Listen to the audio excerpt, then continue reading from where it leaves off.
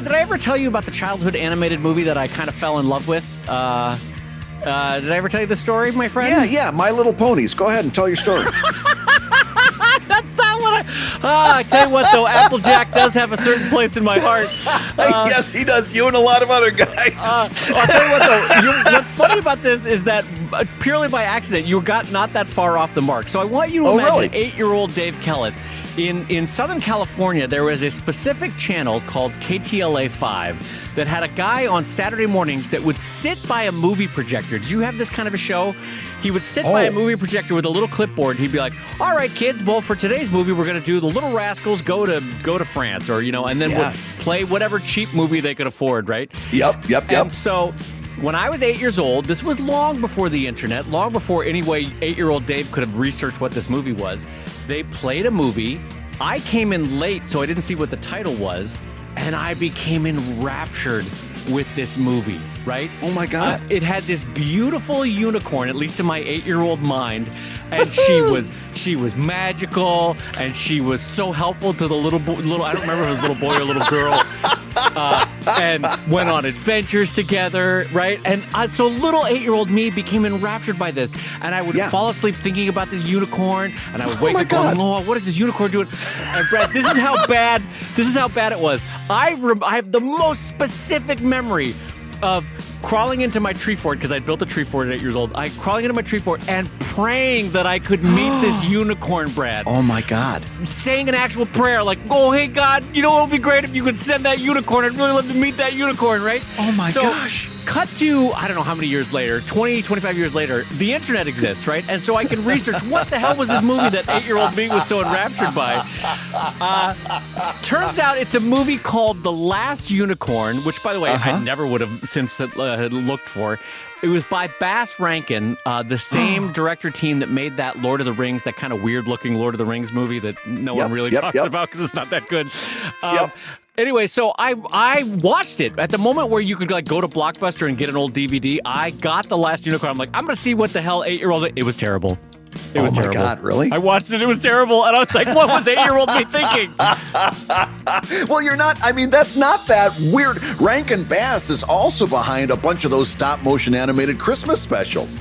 Yeah, it had a certain charm to it, I guess, but is there anything in your childhood that stands out that you loved, and then you go back to it and you're like, "Oh, this is actually not that good"? It's bizarre how that happens. I know I've had that experience, and I'm not calling forth any movie titles, but it's bizarre how that happens when you remember something and it is exquisite, and then you look at it as an adult and you're like, "This was horrible. I don't know what I saw in this." I know. It's almost like the first time you're introduced to a storytelling trope as a kid, and you're like, this is magical. This trope really works because this and this clicks into place, and this comes in the third act. And you're like, it's like the first time you encounter the hero journey. You're like, I'm with this person on this. They found a parent figure in their life, and now they have a purpose. They have a magician that came in to help them in the second act. This is great. It's like the first time you encounter the hero's journey, which for most of us was Star Wars. You're like, oh, this works.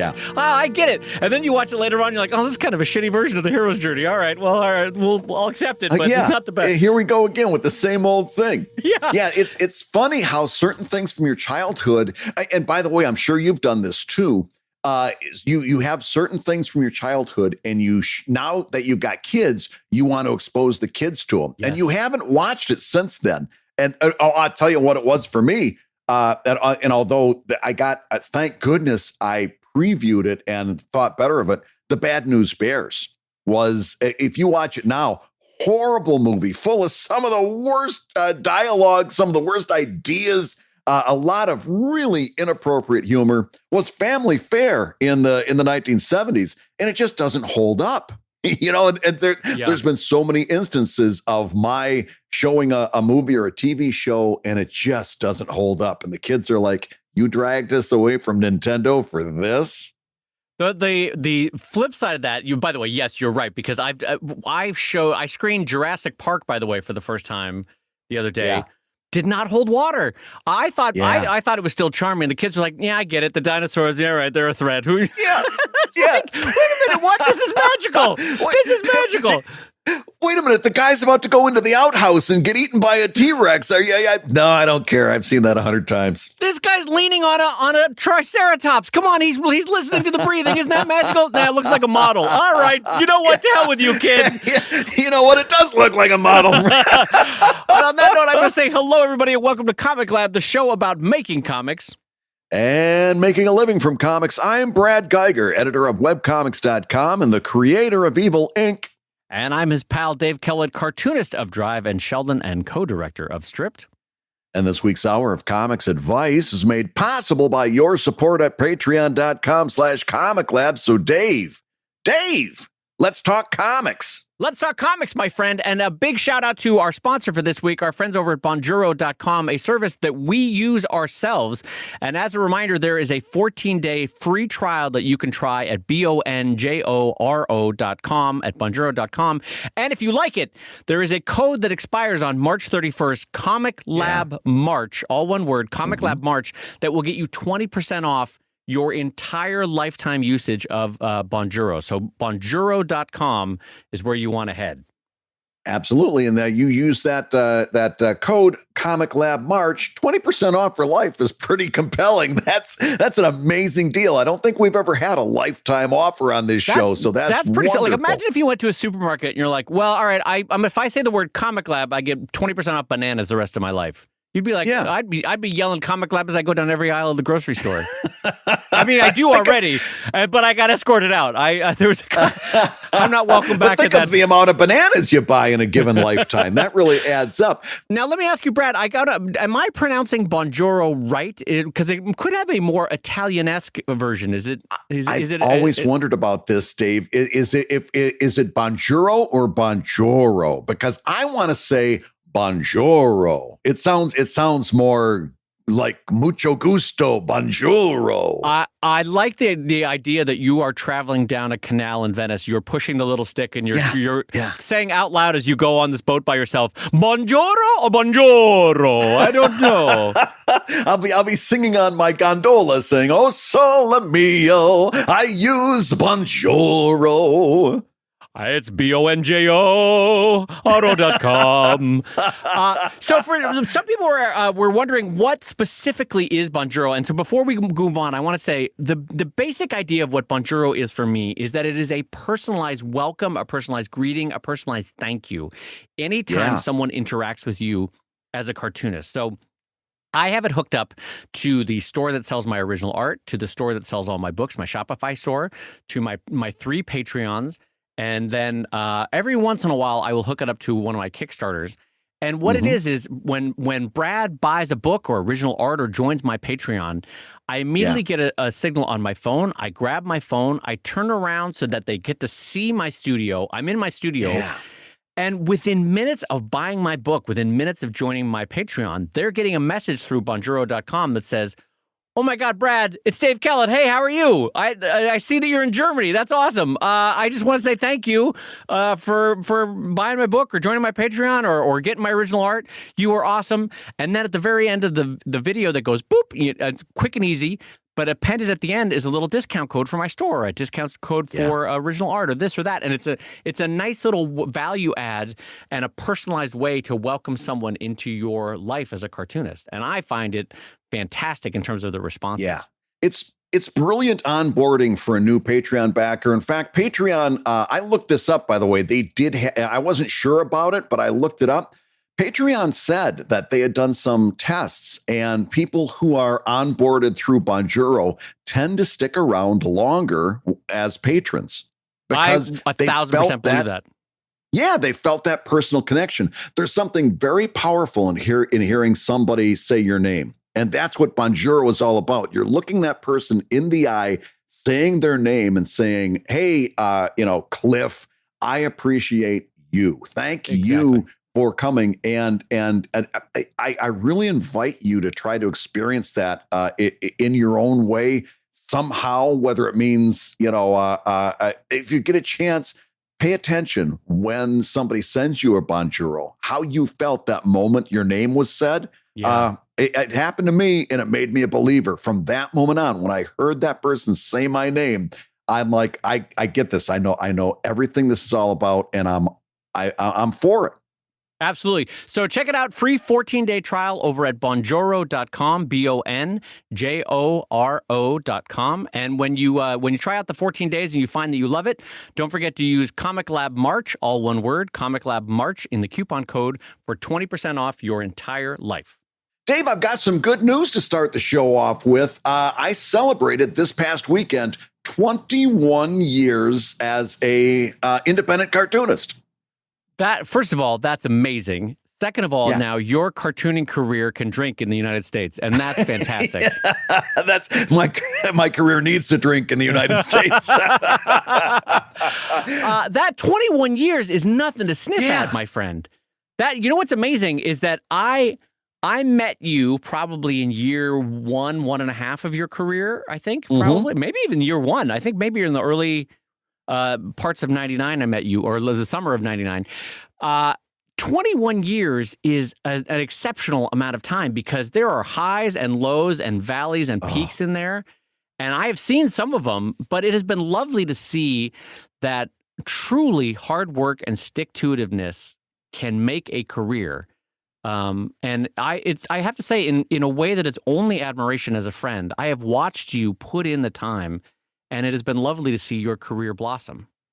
Yeah, what I always say in so many different ways is it's hard to get worse at something that you do every day. Yeah. And I mean, a lot of people are like, well, that's a platitude. And yes, the unwritten part of that is if you're paying attention, if you're if you're kind of trying to improve, certainly. But all you've got to do to take a look at that in action is take a look at that first Greystone Inn that I ran on February 14th, 2000. And take a look at anything that I'm posting on Evil Inc. Today. And you'll see that's the result of, Greystone Inn ran from 2000 to 2005, Monday through Saturday.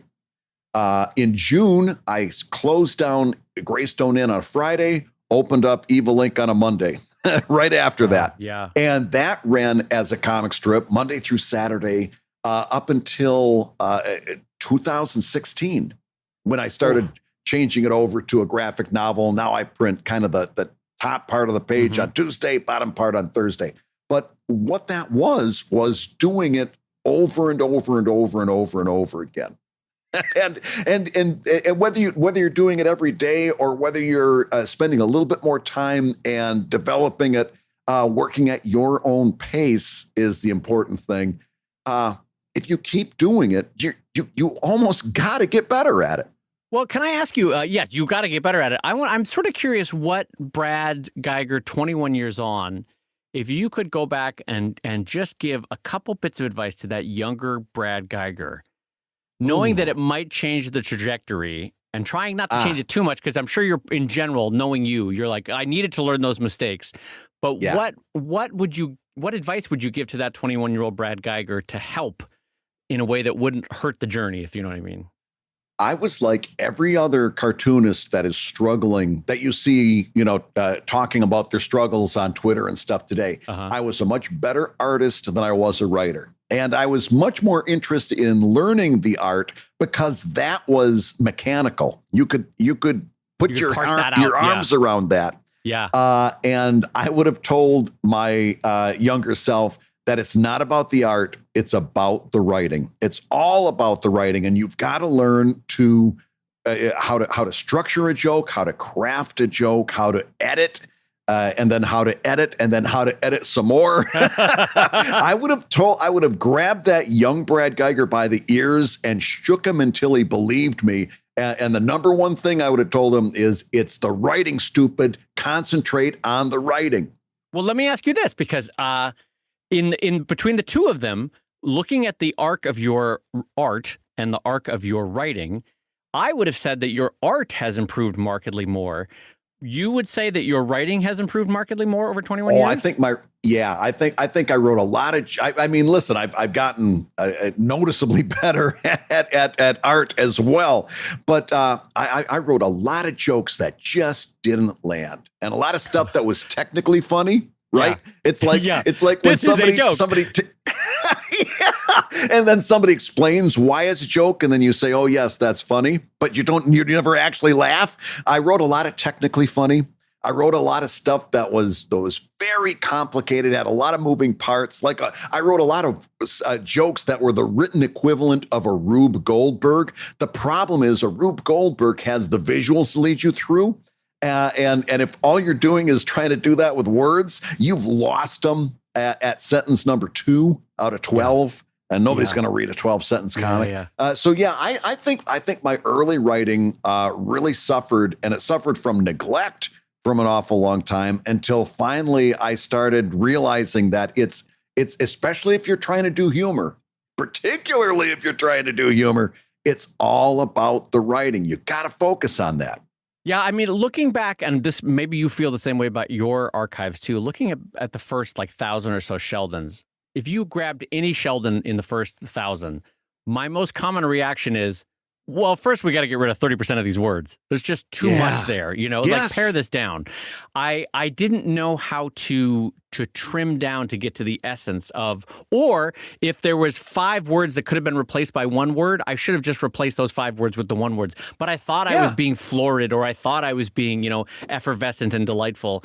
Where it's like, no, get to this is not what people come to comics for. They don't come for a T.S. Eliot journey of language, And so do you find that the ones that you sort of crapped out back, or that you thought crapped out back then, you're like, oh, actually, this one still holds up?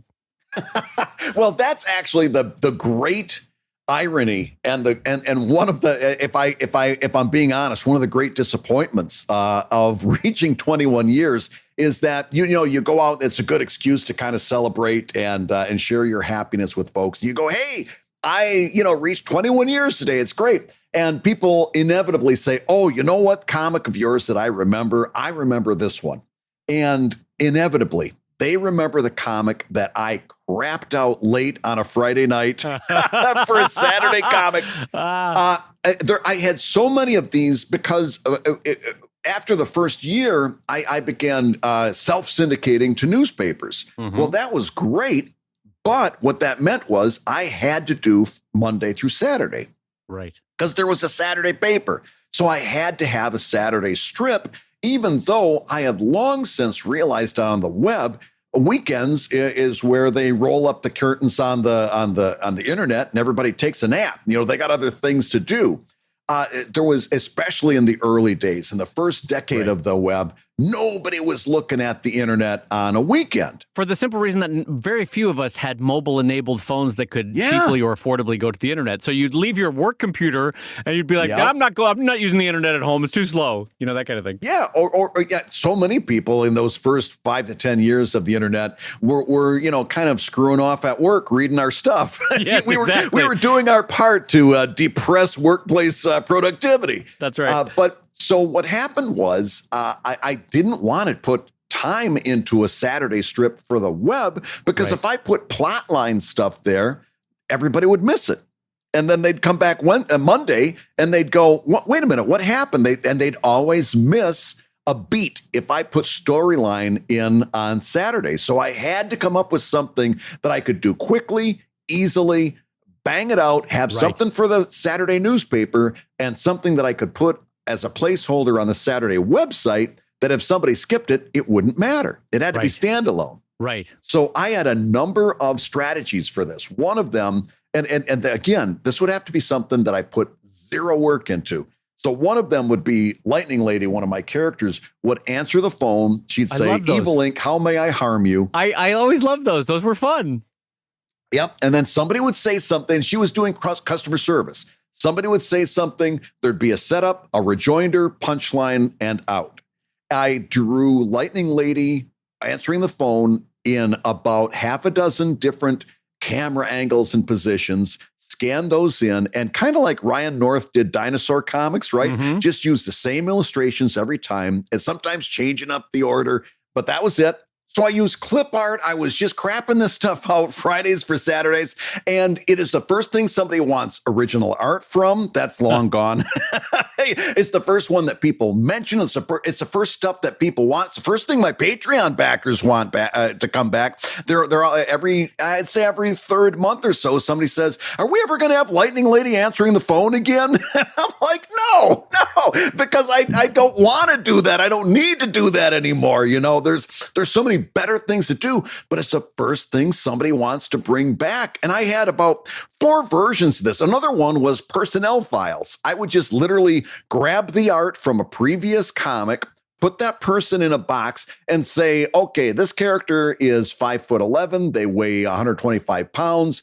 They've got this power. They got that power. Here's some made up stuff from their background, and done. Done for a Saturday. Every now and again, somebody comes back and says, "When are you going to start doing those personnel files again?" Never. That was the dumbest thing in the world. But those are the things that, after 21 years, the first person commenting on Facebook, I commented on one of the Lightning Lady answering the phone strips, and I'm like, oh, out of. I've long since surpassed 5,000 comics that I've done in my career at this time, counting strips and full pages and panels and illustrations, everything well over 5,000. The first thing that gets mentioned. Well, okay, so let's break this down because in a way that's helpful to other people, because I think there's a couple of things going on here. Because like you, I have had my Craptastic comics be thought of as fantastic comics. They were like, oh, this is amazing, right? So I have had that too. And part of it is because we are taking the pressure off of ourselves for those, in this case, those Saturday comics that you were doing. And in my case, a couple weeks ago, Brad, we were talking about that cookie comic that has sold more prints than any other comic I've ever done. I got sold, I don't even know, probably 1,000 of prints of that comic. I'm not even joking, right? It sold a lot of comic prints. And part of it is we've removed the pressure on ourselves in terms of editorializing and over-editorializing, right? So if an idea is pure and it comes to us, if for one of those Saturday comics that you did, it got written down as is, maybe finagled a little bit, but bada bing, bada boom, it's a comic, right? It's not like, what if I, like a precious gem? What if I gently shaved a little bit of the gem on this side? What if I shaved it down on this side? It's more like bada bing, bada boom, it's done. And so I think one of the reasons why they sometimes work is they have more energy because you wrote them quickly. They have less preciousness to them, so there's a little bit more, not raw is not the right word, but there's a more, I don't know, Spontaneity, yeah. And then finally, I think there's a certain joy to them of like, who cares? This is what I did. It's not, there's not some overly wrought emotion behind it. And so again, they don't always work, but when they do, I think it's because they benefit from that, Yeah, as a matter of fact, in the Discord server for ComicLab, which is, I'm telling you, so many great discussions happening there. Somebody just had that experience. They said, if I'm remembering right, this person said, I'm starting kind of something where I set the timer for 15 minutes and I do a comic in 15 minutes. When the timer's up, it's time. I'm warmed up and it's time to go do what I really sat down to do. So we did this little 15-minute comic. It was charming as all get out, very funny. He posted it, and it was immediately in the top 10 things he's ever posted on Reddit. It just caught like a house of fire and just went whoosh, one of those lightning in a bottle comics. And he goes, I don't know why I'm spending time actually doing comics. why am I actually thinking about things when I can do this in 15 minutes? And it becomes a question that you ask yourself. It's like, same as me. Why am I putting all this time into doing this scene and writing and rewriting when I can just crap something out in 15 minutes and it can go like that? And it's tempting. Do you ever get tempted to do that? I do, but I think, okay, so that was the second thing I want to talk about is let's put that in context of our overall careers. So yes, some of these comics are inarguable hits, but In the way that you only remember the times that you trip and fell and not the times that you walked perfectly fine, when you're doing public speaking, but you very clearly remember the time you tripped on the way to the podium, right? Of course you're going to remember the one that you crapped out, but everybody loves it. But I, of course, have forgotten the other 19,000 that I crapped out that no one cares about, no one wants, right? So it's this false memory of like, well, I did one that I crapped out, and the one that I crapped out did really well. No, I did a lot that I crapped out, and they also did not do great. Right. So there's that. But then also I want to talk about, Brad, do you remember when Picasso did that experiment where he painted with light, where he invited a cinematographer or a DP into his studio, and he would draw a bull with light in the air, and then it would appear burned into the film? Do you remember this? I don't know if you remember this period, right?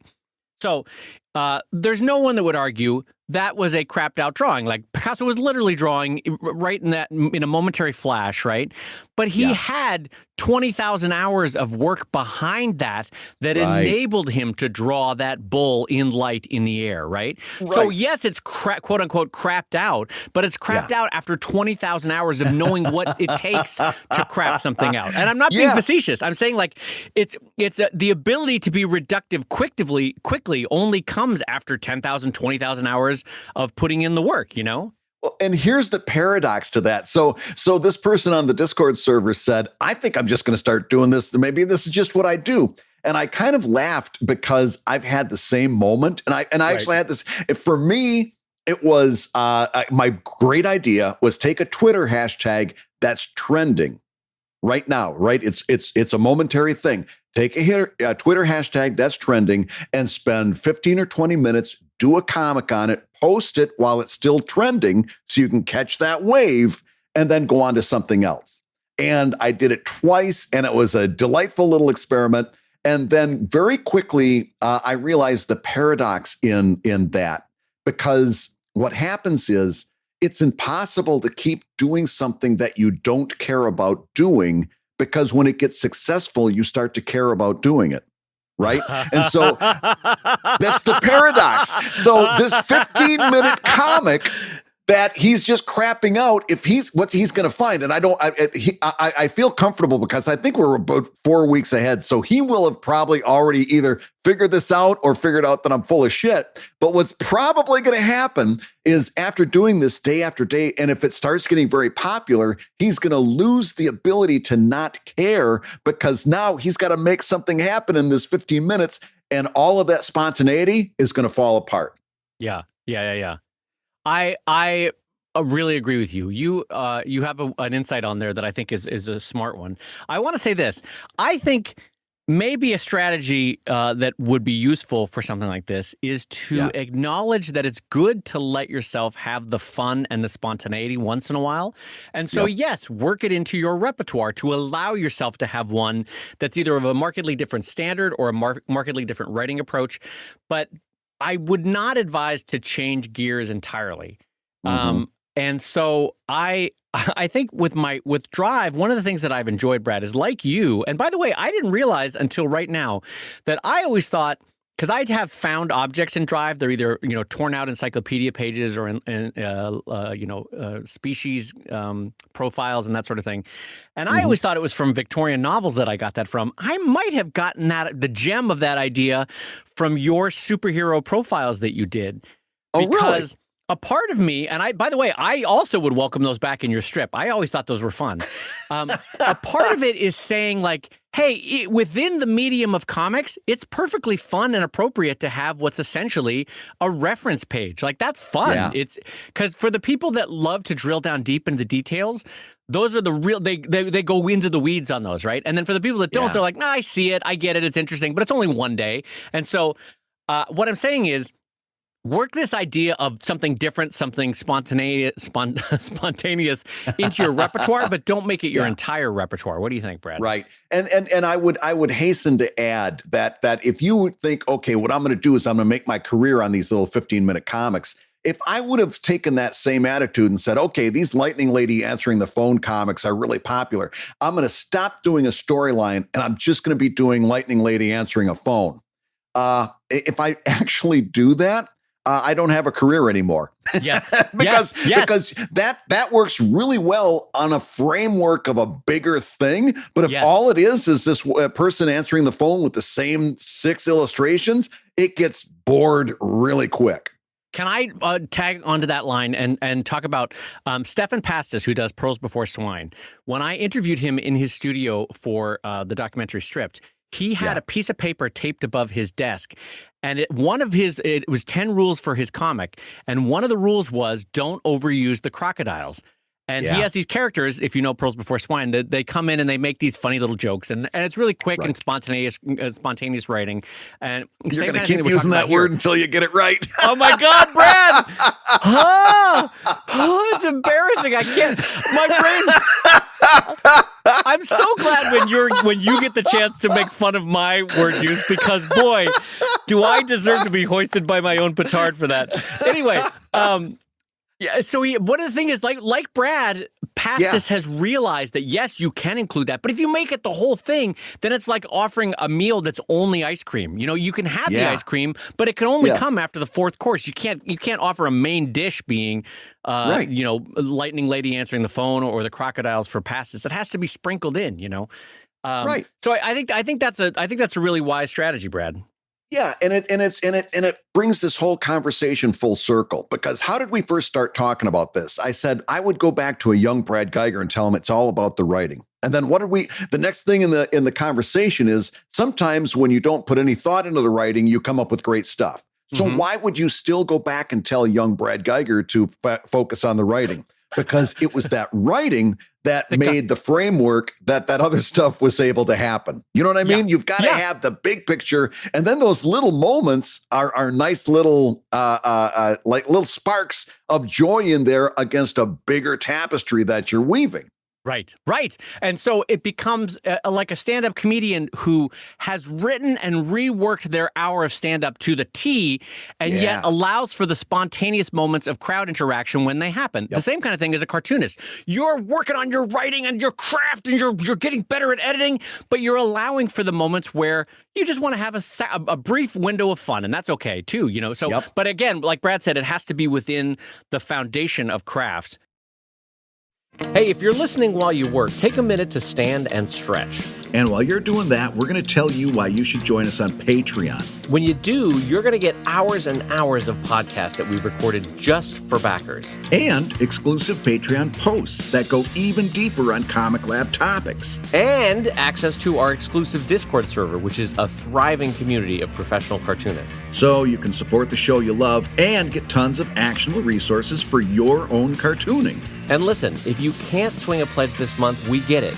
No worries. Yeah, listen, you can still support the show by rating us wherever you get your podcasts. Just leave a 5-star review and a few kind words. That, along with mentions on social media, is incredibly helpful. Now, everybody, let's talk comics. Now, Brad, can I switch gears for one thing? Because I want to say this. I am rereading my older collections of Evil Inc. right now. And I think I've told you this. Loving it in the Kellett family, having a lot of laughs. I also see what you did with those Lightning Lady cartoons. I see every time I get to those pages, I'm like, I see what he's doing. He's copy-pasted like 9 different versions of this camera angle. Oh, yeah. And yet they work. They legit work. So here is my proposal to you, and this is a legit proposal. Yeah. Make it easy on yourself. Make that a Patreon exclusive. Write them once a week. You have all the panels pre-drawn. You don't even have to redraw them anymore. No one will care. Just because everyone knows what they are. They're just a chance for wordplay from Brad Geiger, which everyone loves, right? So maybe make that, or consider making that a Patreon exclusive. I think there's something to that. Yeah, you're not wrong. And it would be very easy to do. If I'm being completely honest, I did it for so long. I got so burnt out on it. I don't know if I could do it anymore. You know what I mean? It's like, I don't. And even after I got burnt out on that, I did another series where there were characters walking down the hall. And I thought this was brilliant. I had just a set scene, a character walking down the hall, a sign on the wall, and a sign on the door. And so I would make, like, for example, it would be the sign on the wall would say, Department of Hypnosis, and the sign on the door would say entrance, and then somebody tacked a D on the end of entrance. Oh, Department of Hypnosis. Yeah. Right. And so every week it was something like that where the sign on the wall and the sign on the door would interact with each other. Right. It was a fun puzzle to put together. But oh my God, that's another one. I got so burnt out. It was one of those things. You're absolutely right. It would be easy to do, but that first time I sat down to do it, I'd want to shoot myself. No, you know what? I say immediately to that, I completely understand, and I'll tell you why I understand. So the first 5 to 10 years of Sheldon as a comic was mainly about him being a 10-year-old billionaire, right? I don't tend to write those comics anymore because I got burnt out on the topic of writing a 10-year-old billionaire. After 10 years, I was like, listen, I get why Watterson quit at 10. I get why Larson quit at 12. Like, I'm on year 22. I don't want to write that anymore. I want to write new stuff. So every time someone emails me and like, hey, how come Sheldon, you don't dive into that storyline anymore? I'm like, I'll be honest, I'm just burnt out on it. I wrote it for 10 years. There's only so many times you can write Lucy pulling the football away before you go, all right, there's not much there anymore, you know? Yeah, no, you're absolutely right. And on that note, I'll tell you what, speaking of no more there, let's go to another question. Because I think we settled this one once and for all. But I think we've got another fantastic question from one of our Patreon backers that has a lot of stuff to talk about. Yes, and I actually wanted to ask this of you because it's very specifically directed at Brad Geiger. So Chris Mirren writes over at patreon.com/ComicLab. Chris writes, on Twitter, I've seen a number of people, most notably Gail Simone, asking open-ended questions that foster discussion and numerous retweets or quote tweets. Do you think these type of questions could be useful in growing your Twitter following? Is question the fifth C, Brad? Yeah, I read this. This is why cartoonists struggle with social media. This question right here is a perfect example of why cartoonists sometimes fail at social media because they're in this mindset. Chris cannot imagine, cannot comprehend of posting anything that fits under that first C, which is creation, that is not his comic, right? Chris thinks that the only thing he's got to offer at all is his comic under creation. When the truth of it is, when we're talking about creation, we're talking about all of the thoughts and the discussions and the ideas and the comic that you have to share that foster engagement on social media. If I wanted that first C to be just the comic, well, comic starts with C. I would have just said, post your comic, but I didn't. I said creation, and I made that broad because you've got more to offer, Chris, than just your comic. And this is a good example of one of the many things that you can do under creation that fosters discussion. You can ask a question and start a conversation. What do you think? Why are you laughing at me? I'm laughing because you're giving off adorable dad energy right now, and this is what it sounds like. This is what it sounds like. You know what, champ? They're going to love you for just who you are, sport coat. You're going to be great. Get out there. Everyone's going to love you at the talent show. You're great. I love you so much, sport, and you're going to do wonderful things, and people are going to love you just for who you are. Don't worry about your pants. You're going to be great. All right? Everybody loves you. Let's put a belt on that. That's going to take care of those falling down. You're going to get up there and just a little pat on the back. All right, I love you, buddy. little hair tussle. Little hair tussle, and then you quickly pat it back down because you want him not to be so, Yep. But that's how I feel. This is why you see cartoonists all the time really failing on social media is because, okay, I posted my comic. What else do you want from me? Well, I want to know what you think about 2% milk. Is it better than 1%? I want to know. I want you to start a conversation. I want you to get involved in other people's conversations. It's all creation. It's all what you are making happen out of your brain, and you've got a lot to offer. So yes, I super agree with this. And to Brad's point, Twitter can be a playground of creativity. Often I will do proto jokes on Twitter, sort of testing out the waters of whether or not I want to bring them into a comic. Now, that's also added entertainment because you're getting, for every comic that is generated from that, there's 10 ideas that kind of went nowhere, but they're fun enough, right? And I think about our friend Ryan North, who on Twitter has this whole running gag that absolutely not. He is not the hijacker from 1950 that parachuted out of the back of that plane in Oregon. Remember that the only unsolved American air heist. Remember that, Brad? I forget what that guy's called. But Ryan has this whole runner where he's like, absolutely, that's not me. I don't know why anyone would accuse that me being that guy. And then he'll post a photo of him and the sketch of the guy. But it's a whole entertaining runner. That's not a comic. That's not anything other than just Ryan goofing off and having fun. And being delightful. So to answer the specific question for Chris, absolutely what Gail is doing is she's playing with her audience, but not like a cat playing with a mouse. She's playing with her audience in the sense of just having fun. She's engaging with them. She's bantering. Yeah. She's creating a discussion. Right. And so she's absolutely doing one of the 4 C's of social media. And Brad, just because I know you have the comic, the magnet nearby, what are the 4 C's of social media? Everyone loves to hear it. Listen, now that I got my magnet, it's easy. Creation, commercial, curation, and the 4th C always is kindness. That's right. I love that we have the magnets now because they're right there ready to go. We will never again have cremation as one of our 4 C's. Well, nobody has any excuse to put cremation in there. Let's put it that way. But yeah, that's what you should be doing. Under creation, you should be thinking about not only posting your creation, which is a comic, but think about creating a discussion, creating a poll. Hey, what do you guys think about this and that?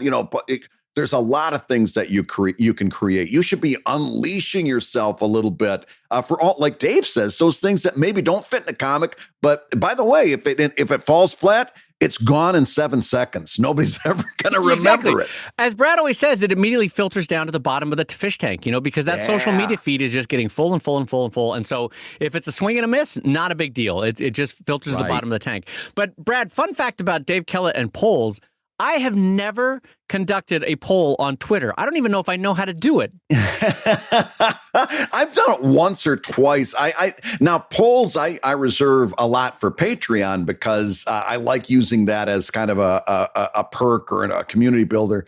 But every now and again, you see some people just doing silly polls too, which can be perfectly fun. Right. So give me an example. Part of it I'm realizing is that I don't actually use Twitter or the Twitter app to tweet. I use TweetDeck or what's the other one called? TwitterBot. Anyway, so they don't allow for polls within there. But let me ask you, when you do a poll on Patreon, say, what do you poll? I'm sort of curious about that. Oh, it could be anything from, like what was your favorite moment from the strip? I do not get into stuff like who would you like to see appear in the comic next? Or we talked about that, I think, last week or the week before. We're like, I don't know what to do anymore. You guys give me ideas. I don't do that. But I do, kind of poll people on what they're interested in general, like those kind of topics, or if they've got an idea in terms of what their favorite comic was, because I like hearing that kind of feedback, especially if it's not Lightning Lady answering the phone, but those kind of things I like to gauge where their interests are. Never getting too much involved in or promising involvement in the creation of the comic, because that's something that I feel strongly. If they knew how to create a comic, I'd be reading them. They wouldn't be reading me. Right. I take great pride in I do the creating, you do the reading. But in terms of finding out what their interests are, that's more along what I like to do. Gotcha. Okay. Well, I think we successfully covered that one for Chris. And Chris, I hope that was helpful to you. So Brad, let me jump in on our next question. And this comes in from Stephen Barry over at patreon.com/ComicLab. And Stephen writes, hi guys, what are your strategies for achieving in comics the effects that prose achieves with narration and internal thoughts? Thanks so much. Yeah. All right. So, Stephen, Brad, I had a couple thoughts on this one, but do you want me to open this one up, or do you want me to open this one up first? Run with it. Okay. So comics are unique in that they are a visual medium. And what prose often attempts to achieve with internal thoughts is to literally take you inside the mind of a character or of a narrator, whatever it is. And it's an ephemeral feeling, like you're stepping into their thoughts. But one of the things that comics can do that literally prose could never do is show you what they're feeling, show you what they're thinking, show you what they're imagining. So I think one of the most powerful things you can do within comics when you're trying to achieve that narration effect is either flashback, where you take the character back to the moment that caused this pain, or flash forward, where they're sort of anticipating how things are going to go, or alternate reality, where they're sort of snapped back out of it. You know, they're imagining them smooching somebody, or they're imagining themselves getting the job, or they're imagining themselves beating the supervillain, and then you're snapped back out of it, because you can show what they're feeling, show what they're thinking, show what they're hoping, rather than tell you, which in some ways is a more powerful way as an author, as a narrator, to express that moment. Don't you think, Brad? Absolutely. And the other way is just like we've said in the past, I'm a big fan of still using the thought balloon. I still like the idea of showing that in that internal dialogue in a thought balloon, even though I know a lot of people think it's kind of passé and out of style. I'm still a big fan of the thought balloon. And in terms of writing comedy, I found that thing that Dave was talking about, showing what's happens.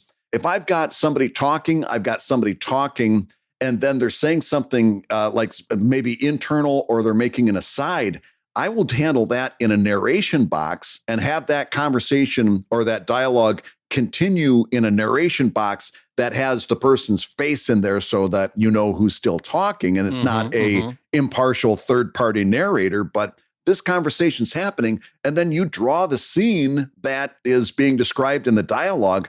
That's a great way, by the way, to break up a talking head scene where you've got talking head.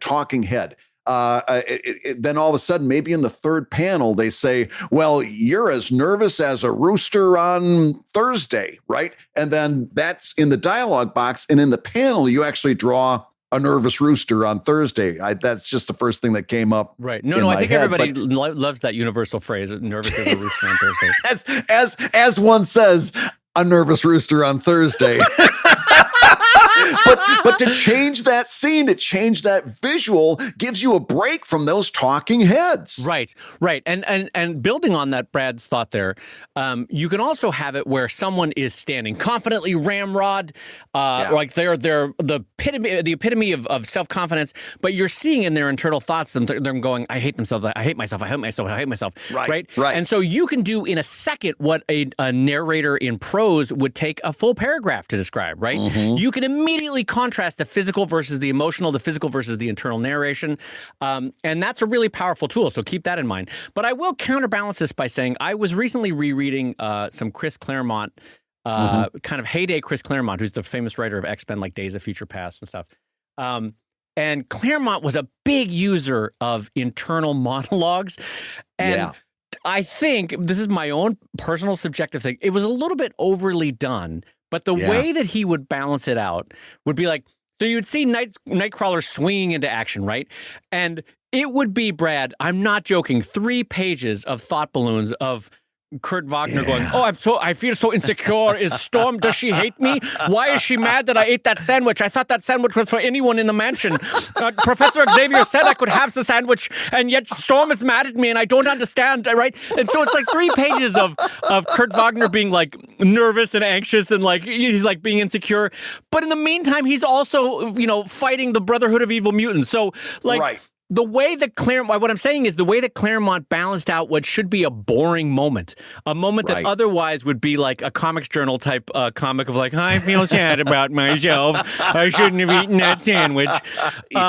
Where it could be like a really dry, boring moment. Claremont would counterbalance it by visuals that were highly kinetic, highly active, and would distract or would actually serve a counterbalance of like, yes, Kurt Wagner's this incredible, powerful being, but he's deeply insecure inside. And so it was a nice writing balance.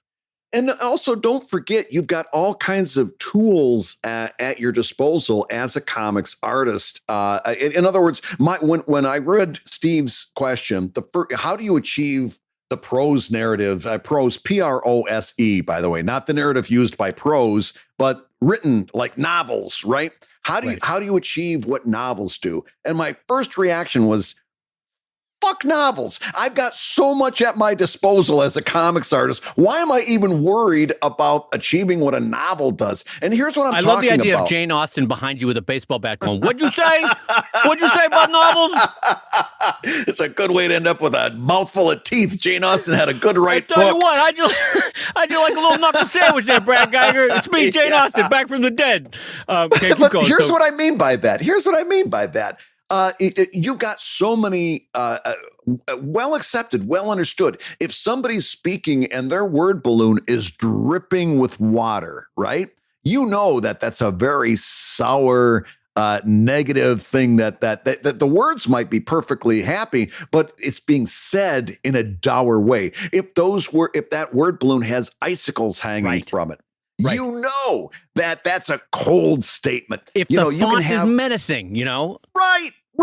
And maybe it doesn't even, let's go beyond word balloons. What happens if that person is speaking, but there's a black cloud floating above his head, right? Well, he's in a bad mood. What if there's flames? What if there's a star jumping out from his shoulder? Means he's got shoulder pain, right? You've got so many of these well understood, well used. Sometimes they're so well used that people don't use them anymore. Exactly. Right? Yeah. Like Yogi Berra used to say, that place is so popular, nobody goes there anymore. Right. There's a lot of these that have kind of fallen into disuse because everybody's too cool to use what their predecessor used. Well, they're still there. They're still good. Just like the thought balloon, still there, still good. You can still use it. One of the things that I love about manga being more and more loved on the U.S. and Canadian side of things is that you're getting this influx of entirely new iconography that feels fresh, even though it's existed in Japanese manga for 60 years.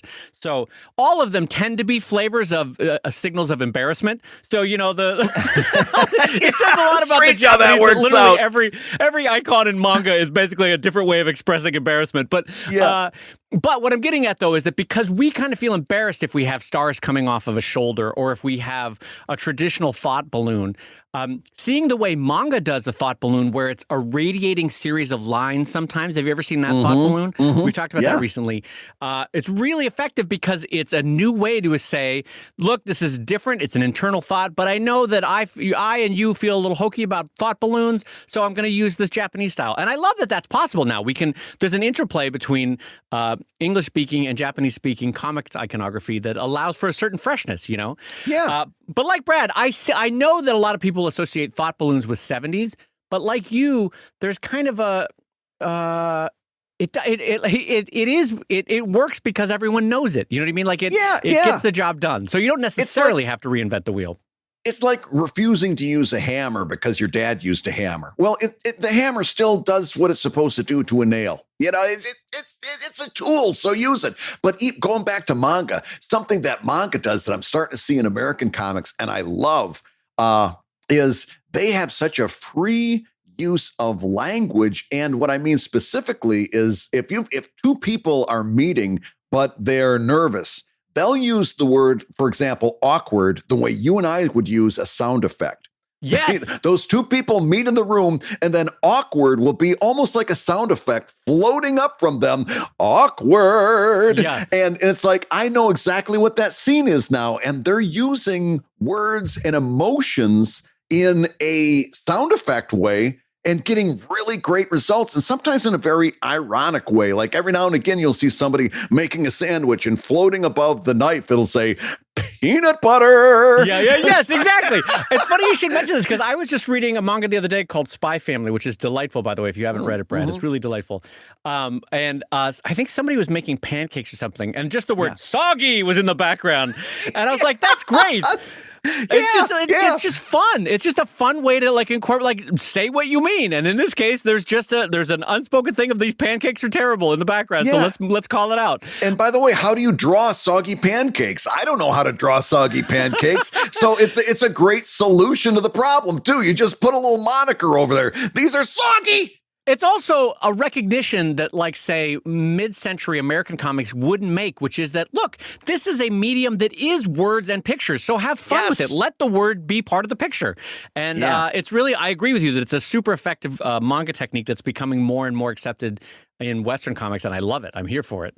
Yep. And what happens? It's almost the theme of the show today. You get great things that happen when you stop taking yourself so seriously. Yes, that's exactly what it is. It's a comic that's not taking itself too seriously. It's saying, you know what? I can drop the guard a little bit to let this word just exist and float in this panel because it's funny. I think that's great.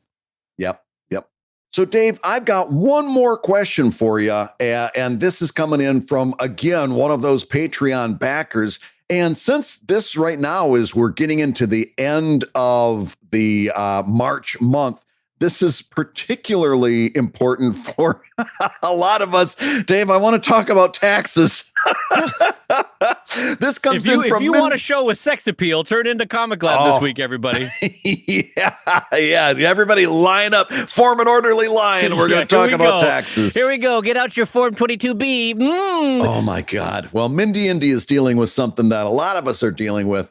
They write, what tax services do you use? I've been using, and she uses a company name. We're not going to talk about that for a while, but I am considering switching to... And she talks about another company name. And these are like the kinds of tax prep services you see in a mall or advertised on TV. They're companies that almost like in a franchise type basis, they're all over the place. And Mindy Indy says, I hear, this one is getting better at freelance taxes than the other. Dave, where do you stand on getting your taxes done? Give this person some advice in getting your taxes done. Wow, I have a lot to talk about. First of all, I'm not a huge fan, and in fact, I think I'm going to save that fire because I think Brad has more to say on it than I do. But I'm not a huge fan of the tax preparation services that are commodified corporations, right? If you're going to get your taxes prepped, and I personally would highly recommend it. I think find a nice local family-run accountancy office that can help you out on a more one-to-one basis. You can explain your situation as an artist. They can take you through specific write-offs and ways better to structure your business in a way that, say, these bigger companies wouldn't care to do or couldn't do. Brad, what are your first thoughts on that one? I'll make it even more sharp than that. I would not go to any of these companies. and listen to the logic that you're using. I'm going to change from one to the other because I hear the other is getting better at freelance taxes.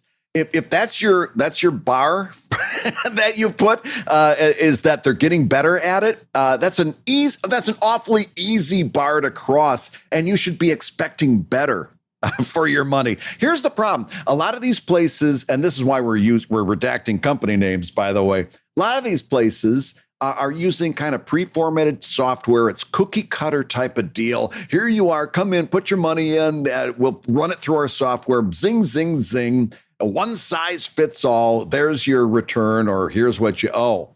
I wouldn't go in for any of that. I don't accept any of that. And again, you should be expecting better for yourself than, well, this one company is getting better at freelance taxes. No. What you need to do is find out whether you ask around from other freelance artists or find out through local organizations where the CPAs are that specialize and take a great interest in freelance clients that have freelance income, whether that's art or performance or whatever, because these people are going to really understand. First thing, you're going to have to go in and talk to them, and you're going to have to tell them what your situation is. They're going to get to know you on a one-on-one basis. And not only are they going to be able to help you with this year's taxes, but they're going to talk to you about how you can position yourself right now so that you do better on the following year's taxes. Yes, They'll say, oh, I noticed you're doing this or doing that. Let's talk about how we can do that better or how we can set that up better so that you're doing better as time goes on. I'm a big proponent of going to a one-on-one sit down with an actual CPA instead of going to one of these, storefront type of deals. Sit down with somebody, let them get to know you, tell them what you're doing, tell them what your hopes are, tell them where you're planning on going so they can be on board and help direct you. Yes, it's more expensive. Undoubtedly, it's more expensive. My experience has been those folks have saved me more than they've cost me over the long run, and it's not even close. Yeah. I co-sign that one. The expense is undoubtedly higher, but the long-term savings and frankly, to Brad's point, the long-term planning that it has enabled for me, not only for this year, but like I've had my accountant, Brad, and maybe you can speak to this too. My accountant has said, listen, not this year, not next year, but in about 3 years, you're going to want to structure a blankety blank for your company, or you're going to want to do this for your corporation. And I was like, oh, okay, good to know that. And like blankety blank company is not going to give a shit about me 3 years from now. They're not going to take the time to say, hey, look, not now, but 4 years from now, you're going to want to set up this for long-term savings, or this for long-term tax preparation. So that personalized care is part of what you're paying for. And I will say from a moral standpoint, the U.S. a long time ago, for basic income earners, and by that I mean you work for one company, you have one source of income, you file one basic return. That could have been auto-generated a decade ago by the IRS, where they send you the form, you check the numbers, you sign it, you send it back. But except for the lobbying of these same companies that we're talking about right here, they lobbied the hell out of Congress to say, no, Americans need to use our tax preparation software and services. Right. No, don't send them an auto-generated filing. That's terrible. No, you don't want that. And it would have saved Americans so much time and effort and stress, because the IRS already has your numbers for the most part if you're working for a company. Yeah. It's only weird freelance situations like Brad and I and this cartoonist here that have, more free-flowing numbers that need to be sorted. And I will also say this. As we all go into our accountancies, no matter where they are, keep in mind that accountant is only as good as the numbers you bring them. So throughout the year, you want to be keeping good records, and at least keep records such that in the crisis moment of a week before when you meet the accountant, you can at least pull it all together. Because I know, looking at my numbers from 2020, there was a couple of months there where things sort of fell apart for me at the beginning of the pandemic, where I wasn't keeping track of things as well.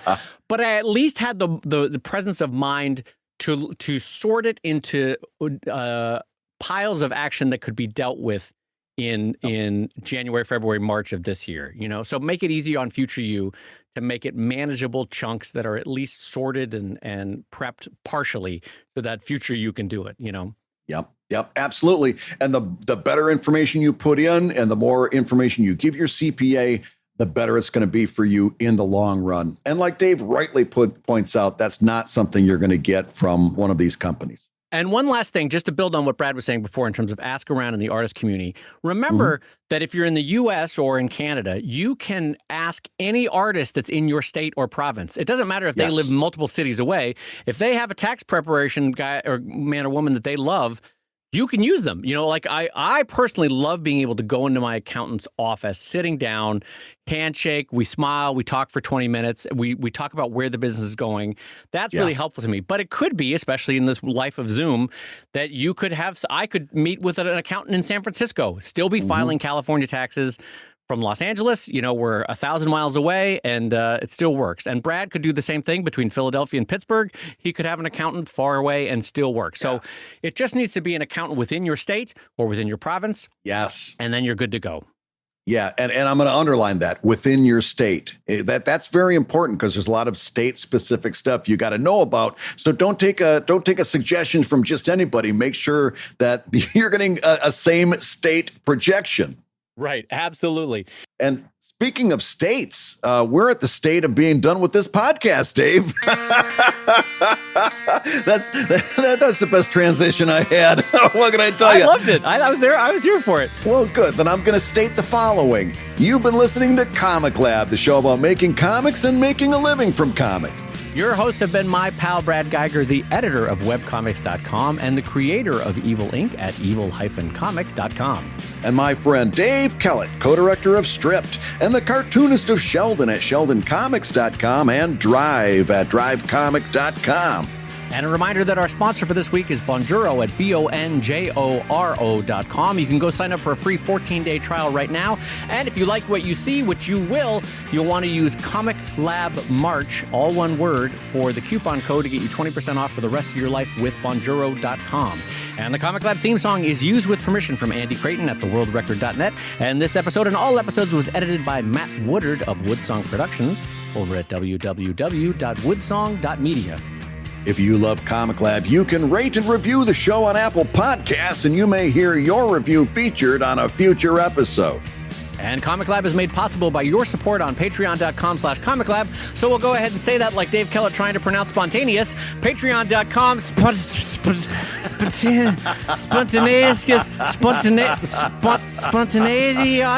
Oh, God.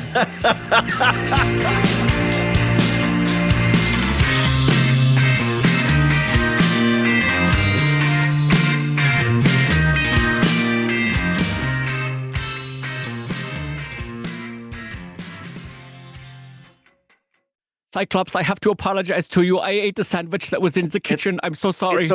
Listen, we've been talking about this. It's not about the sandwich. Listen, when I order fries, you just can't assume that they're for the table. I ordered fries. They were my fries. They're not for the table. Okay. Listen, my Liebchen, I have to tell you, when I was in the circus in Germany, or was it Austria? I forget where he's from. I forget about Nightcrawler. I don't even know the basic facts. All I know is that he's blue.